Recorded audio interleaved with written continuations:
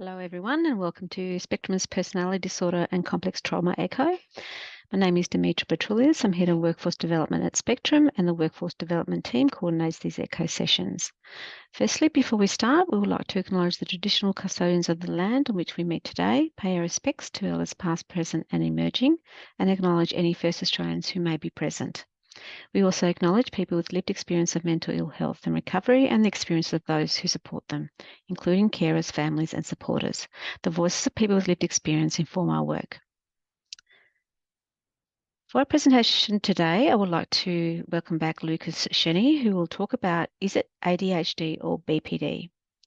Lukas is the Deputy Clinical Director at Spectrum. He has training in DBT and MBT and has a keen interest in research to improve our understanding of personality disorder and associated disorders.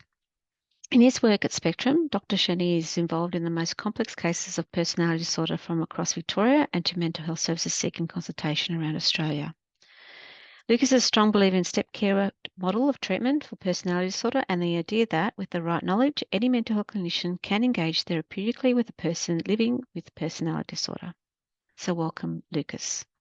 Okay, so I'm going to be talking about the potential relationship between ADHD and BPD.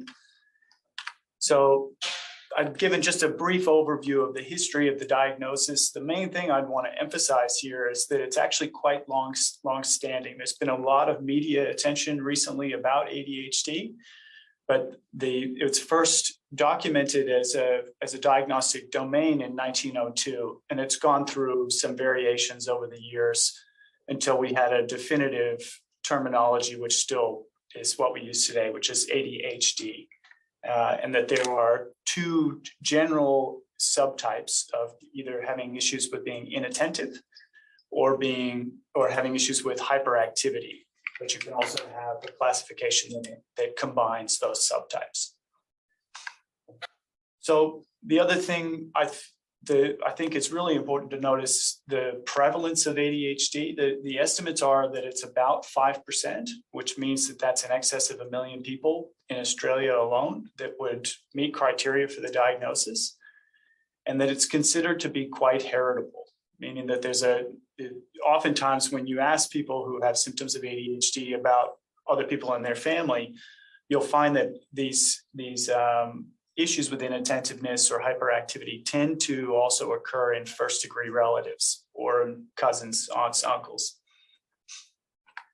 So the other thing that I'd highlight about the research that's out there already is that there's evidence that epigenetic changes, which basically means expression of your genes, can lead to more severe symptoms of ADHD. So if you have a vulnerability towards ADHD symptoms as a child and you're in an environment that's quite difficult for you, or you're exposed to trauma, that those ADHD symptoms appear to become more prominent and can be more intrusive in people's lives. And the other thing that you may already be aware of is that there have just been NHMRC guidelines that have been approved and released in Australia, making them the most current ADHD guidelines in the world at the moment, and it's a first in Australia. So a little bit about diagnosing ADHD. Usually when we think of ADHD, we think of people being diagnosed as children, and oftentimes there's a propensity towards boys being diagnosed over girls. There's some thought that this gender skew is in part related to a difference in the way that ADHD symptoms are expressed between the two genders, in part because it's thought that inattentive symptoms might be more of the presentation for girls, and that the classic picture of a boy who can't sit still in class and is sort of bouncing off the walls doesn't necessarily describe the way that ADHD can be experienced by girls and women. The diagnosis in an adult requires a clinical assessment collateral, often trying to get hold of school reports, and there are some screening measures. The one that I typically use as an initial screener is the ASRS, but the gold standard is a DIVA, which is an in-depth clinical interview. It's structured around certain questions. and a WSAS, which is basically a screening measure that gives us an idea about how issues with mental health are affecting various psychosocial domains for the person. And so we really need to confirm that there are clear symptoms of ADHD stretching right back to childhood. And we also need to understand that those symptoms are affecting a person's life in a significant way across multiple domains. There's not a whole lot of literature at the moment about the crossover between ADHD and BPD, but the one review study I found from last year suggested an odds ratio of 19. If a person has a diagnosis of ADHD, it means that there appears to be a 19 times higher rate of a person having a diagnosis of BPD as well. And previous studies have also suggested a prevalence of ADHD in people with BPD upwards of 60%. And so while we don't know a whole lot at the moment, the early suggestions are that there's quite significant overlap between the two. What I'm going to do is I'm going to put a link in the chat. Let's see if this works. And what I'm hoping you can do is that if you're sitting in front of a computer, if you could click on this link, and it will take you through to the next thing that I'm going to share. So if as you all log in, what I'm hoping you can do is you can actually click on these little Post-it notes here.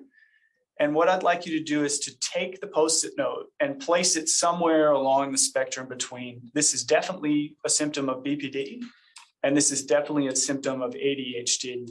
Or if you think it's somewhere in the middle, to place it somewhere in the middle. Now, you can also come over to the left here, click on this and add another note to this figure if you think there's something that's missing. I can't move it. Can you move it? No. Oh, you can't move it? No.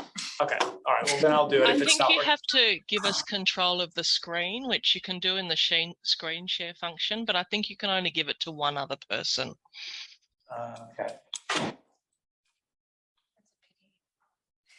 We can talk through it. Look, I'll just walk it through. Yeah. So if you were to ask me what the things that I think that that if I took impulsivity, I would say that this falls squarely in the middle. And as I was just talking about before, the issues with ADHD symptoms getting worse if you're exposed to complex trauma, that again, we've got squarely in the middle, that trauma can make things worse. Emotion dysregulation, often thought of as being a core feature of BPD, but there's also clear evidence to suggest that emotion regulation can be part of ADHD as well.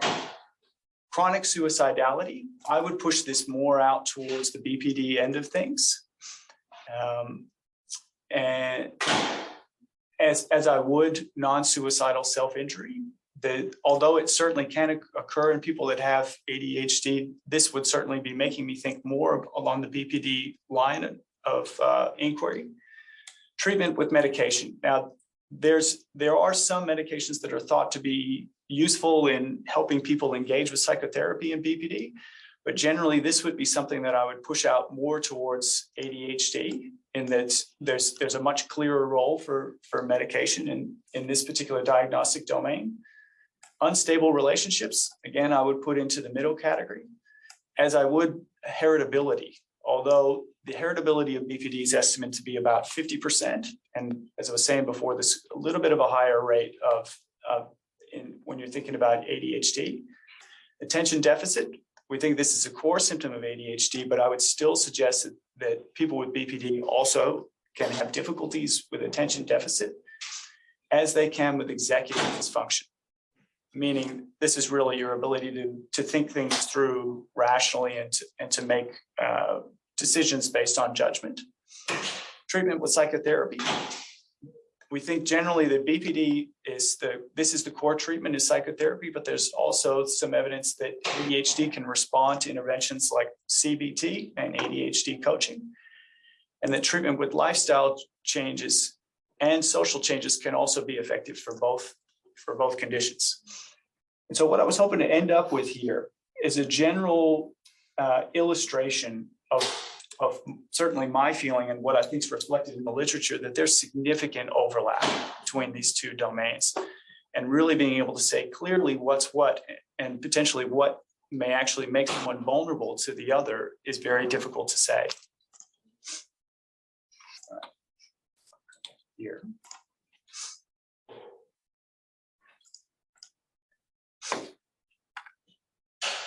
So I had actually gone back to our clinical population and administered some basic screening tests with about 30 people amongst the very complex cases that were referred to our service. One of them was a general cognitive screen looking for signs of executive dysfunction and memory issues, which can be associated with ADHD. And also this very brief screener for symptoms of ADHD. And this is a basic readout of the data from the people that we saw. I again highlight that this is a biased sample because these were very complex, high-risk cases with a lot of complexity. But anything that you see here in blue suggests a positive finding. And so on the right, that means that the number of people who were reporting symptoms of ADHD was about 90%.